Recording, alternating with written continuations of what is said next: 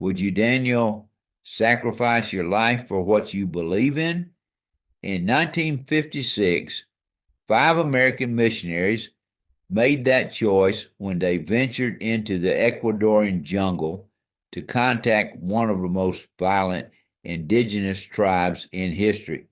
That's such a powerful story about Jim Elliot and his companions, PAPPY. What strikes me is how methodically they planned their approach to the Huaorani tribe. That's exactly right. These weren't just idealistic dreamers rushing in.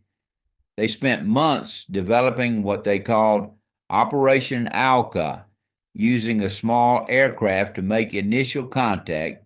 Nate Saint, their pilot, would fly in specific patterns so the tribe would recognize them as friendly visitors.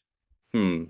Tell me more about their contact strategy. How did they try to bridge that cultural gap? Well, they created this ingenious gift dropping system. They'd fly low over the villages and lower a bucket filled with practical items, cooking pots, machetes, even photographs of themselves.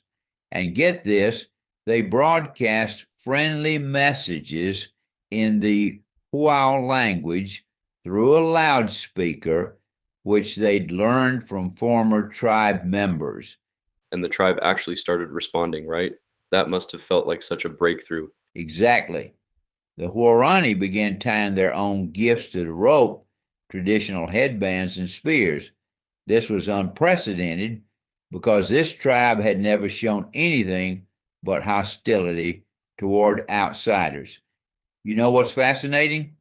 Jim Elliot wrote in his journal during college, "He is no fool who gives what he cannot keep to gain what he cannot lose." It's like he somehow knew what was coming. That quote gives me chills, especially knowing what happened next. The initial face to face contact seemed so promising. Right? They landed on that sandbar they nicknamed Palm Beach, and the first meetings went surprisingly well.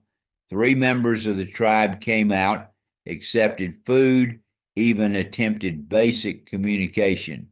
But then on January 8th, 1956, everything changed. The warriors attacked, and despite having weapons for self defense, the missionaries had made a pact never to use them against the Huaorani. So, what happened after the tragedy? That's where the story takes an unexpected turn. Um, this is where it gets really interesting. Jim's widow, Elizabeth Elliot, and Nate Saint's sister, Rachel, did something absolutely extraordinary. They went to live among the very people who had killed their loved ones. They learned the language, adapted to their way of life, and slowly built relationships with the tribe. That level of forgiveness seems almost superhuman. How did the Huaorani respond to that? Well, it completely challenged their worldview. You see, the Huaorani operated on a strict code of revenge. Violence was always met with violence, but here were these 2 women responding to murder with love and forgiveness. It was so contrary to everything they knew that many of them, including some of the warriors who participated in the attack, eventually became Christians themselves. The ripple effects must have been enormous. Oh, they were. When Life magazine covered the story, instead of deterring people from missionary work, it inspired a whole new generation. The Mission Aviation Fellowship, which grew out of their work, still serves remote communities worldwide today. But you know what's really relevant for our current times?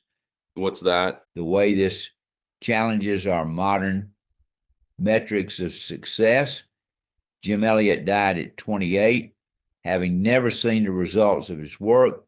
By today's standards of instant gratification and measurable outcomes, it might look like failure, but his short life sparked changes that are still rippling out decades later. That's such a powerful contrast to our current culture of immediate results and constant validation. Exactly. And here's something to think about.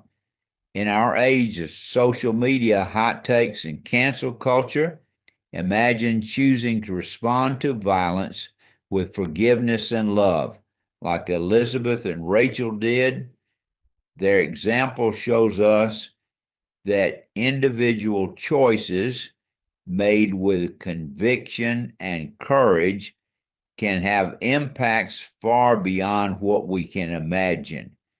PAPPY, that message feels particularly relevant in our current climate of division and conflict. That's why this story from 1956 still resonates so powerfully today, Daniel.